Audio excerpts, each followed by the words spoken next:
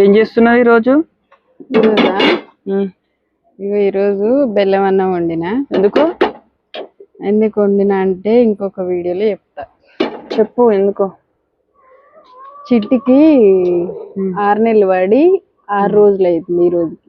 అయితే నీకెవరిక మరి ఈ రోజే చేయాలని? అయితే ఒక అక్క వాట్సాప్ లో పెట్టింది అనమాట, 6వ రోజు చేయాలని. చేద్దామని చెప్పైతే ఇగో దేవునికి అయితే పూజ చేసిన, దేవునికి పెట్టి ఈరోజు చిట్టికి పెడదామని చెప్పి చేసిన అనమాట. ఏ మరి ప్లేట్లో దేవుని పెడదాం. మాకైతే తెలిసినట్టు మేము చేస్తున్నాం.